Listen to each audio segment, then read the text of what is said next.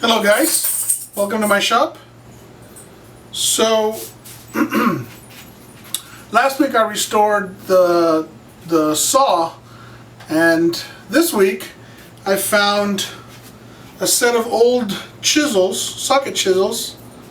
It's a brand that I've never even heard of before. It's called Clearcut. I don't know, I was trying to find some research online and I couldn't really find much.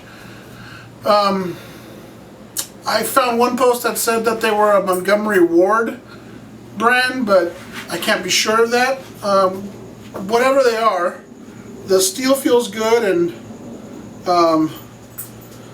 hopefully they'll hold an edge once we get them all ready and done.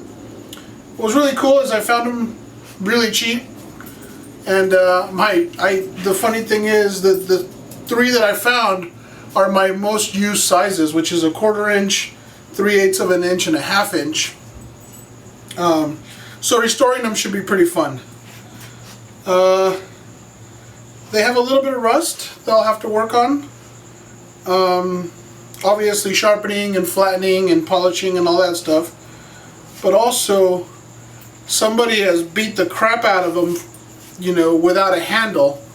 Just pounded them with another some kind of metal hammer, because they have quite a bit of mushrooming, both on the outside and on the inside of the socket.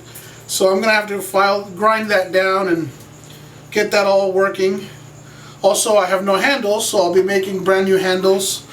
So it should be a really interesting restoration, and I'll be showing all the steps for at least one of the chisels. I'll probably show this one, which has the most mushrooming, and then I'll do the whole thing and show them all.